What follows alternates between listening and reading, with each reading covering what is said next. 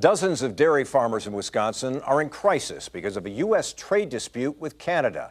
It's a complicated story, but in short, the Wisconsin farmers have lost their contract with a processing company that supplies a specialized milk type to Canada. By May 1st, those dairy farms have nowhere to ship and sell their product in a market that's oversupplied. As a result, they will lose income, and some could lose their herds or even their farms.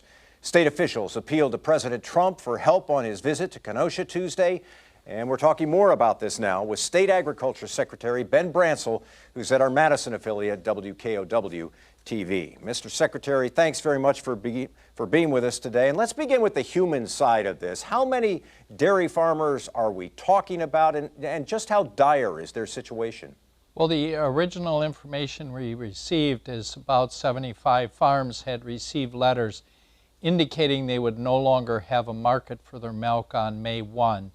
And that's kind of where we started off this process from. And the situation for the farmers today, if they cannot find a market, what happens then?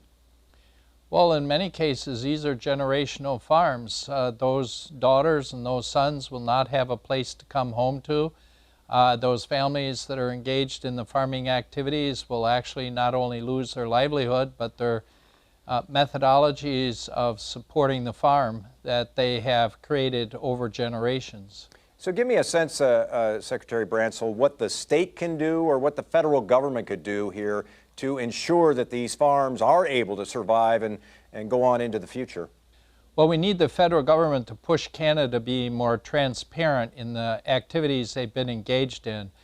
They changed their pricing structure, which directly targeted products that were being shipped to them from the United States, of which we have invested millions of dollars to support their economy.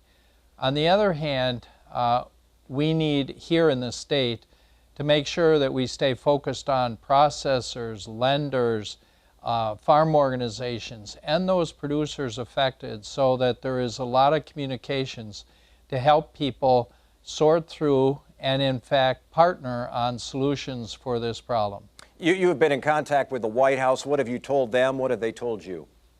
Well, we have updated the new administration on exactly how we see this playing out in the state of Wisconsin currently and why we think this has come about. Of course, this is not something that has happened recently. In fact, it was way back in early 2016 that Canada was indicating they had an interest in changing some of these approaches to milk purchasing.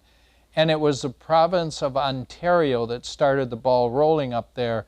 And we have met with them numerous times, either face-to-face or over the phone, to try to communicate the seriousness of what they're engaged in. Why do you think they want to make these changes? Well, I'm certain they're doing it to protect their own community and their own public. But the fact of the matter is, since 2011, they have encouraged the U.S. to provide this product called ultra-filtered milk.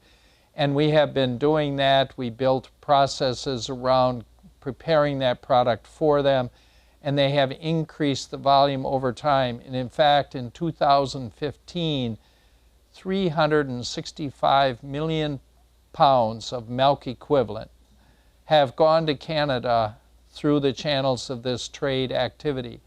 And to all of a sudden shut the door on us makes it very difficult, because we have no chance to adjust to the marketplace that they have put us in and the peril they have put our farmers in. Secretary Brantzl, this is a delicate situation because Wisconsin, Canada is a very important trade partner to Wisconsin.